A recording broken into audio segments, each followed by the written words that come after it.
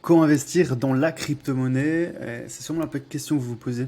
Si vous tombez sur cette vidéo, alors je vais vous présenter trois indicateurs simples et très efficaces que j'utilise depuis 2017 sur le marché des crypto-monnaies. Donc on va s'intéresser à la reine des crypto-monnaies, le Bitcoin. Je vais vous montrer mon indicateur préféré. J'en ai deux autres qui sont complémentaires et qui sont aussi très efficaces. Mais avant, pensez à rejoindre le canal Telegram. C'est totalement gratuit. Vous avez un lien juste en dessous dans les commentaires. C'est ici que je poste mon contenu exclusif. Je parle des nouveaux protocoles, je parle des nouvelles blockchains. Moi, ce qui m'éclate, c'est de rechercher des nouvelles pépites Web3. Donc, on essaie d'investir des petits montants et de gagner beaucoup. C'est mon objectif. Il n'y a aucune obligation d'achat, aucune obligation d'investissement. Tout est gratuit. Là, dernièrement, vous voyez, j'ai parlé notamment d'un airdrop. Un airdrop, c'est une méthode pour gagner de l'argent grâce à des projets crypto-monnaies et c'est totalement gratuit. On revient à nos indicateurs très intéressants. Donc moi, notamment sur le Bitcoin, il y a un indicateur que je trouve exceptionnel. Il est pertinent aussi sur le S&P 500, sur les actions. Je l'utilise surtout à long terme, en mensuel. Donc là, on se retrouve sur TradingView, qui est la plateforme numéro 1 pour l'analyse graphique et technique. Le voici notre indicateur, le stochastique. Je vais vous montrer comment je le paramètre.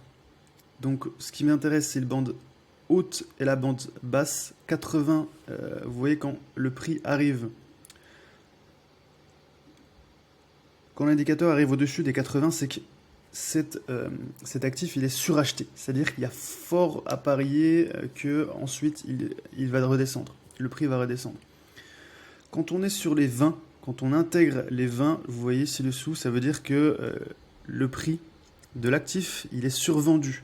Donc c'est tout à fait possible qu'on reparte vers la hausse. C'est quand on refranchit cette zone des 20, regardez avec cet indicateur, c'est un fort signal d'achat.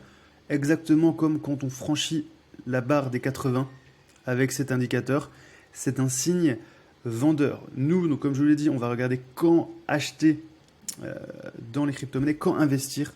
Là, ça vraiment, on va parler timing, c'est le plus important. Et donc vous voyez que regardez, on a eu notamment, là, c'était vraiment le premier signal d'achat, juillet 2015. Bon, ben voilà, on était à 200 $, hein, donc forcément, c'était intéressant. Par contre, on va regarder le précédent cycle. Vous voyez, regardez, en mensuel, on commence à dépasser ce niveau des 20 en avril 2019. En avril 2019, le Bitcoin, il est à 5000 $. On montera au-dessus à plus de 13 900.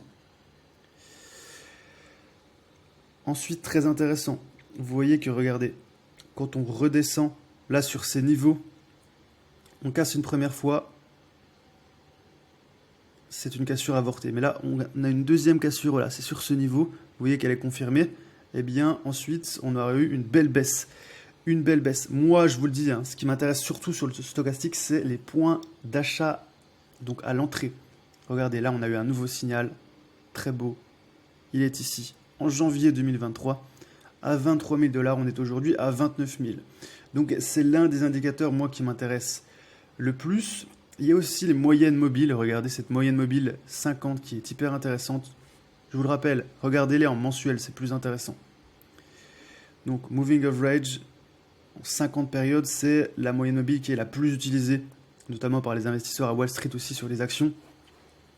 Et donc là, vous voyez, à chaque fois qu'on tombe, regardez qu'on touche cette moyenne mobile 50, on repart, on touche, on repart.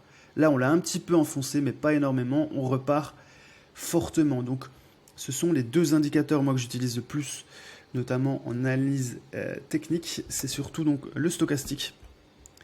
Je vais vous montrer comment je le configure. Moi, je garde surtout la moyenne mobile.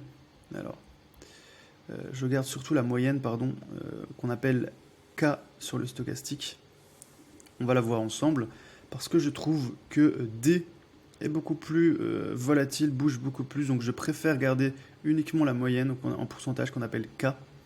Et comme je vous l'ai dit, je garde la bande supérieure à 80 et surtout la bande inférieure à 20.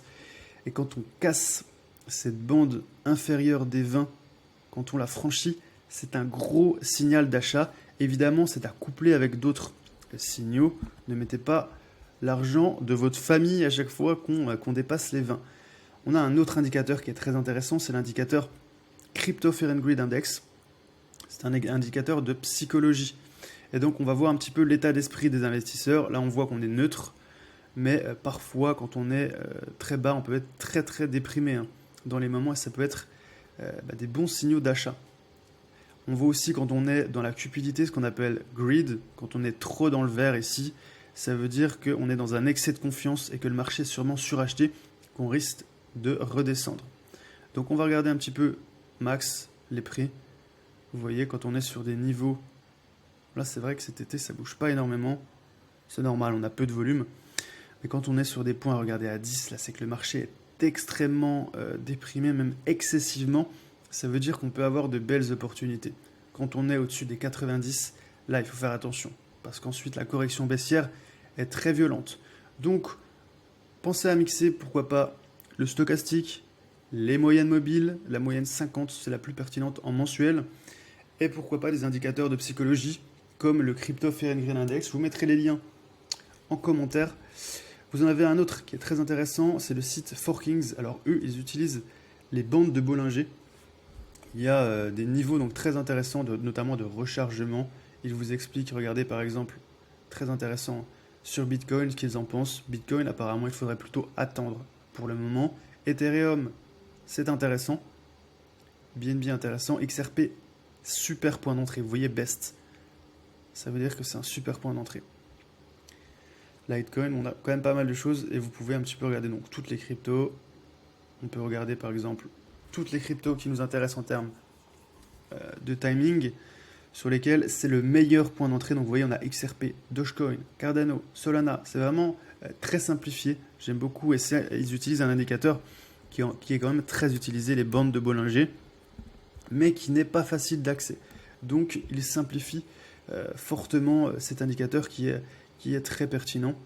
Et franchement, le classement est génial. Best, regardez. Good price.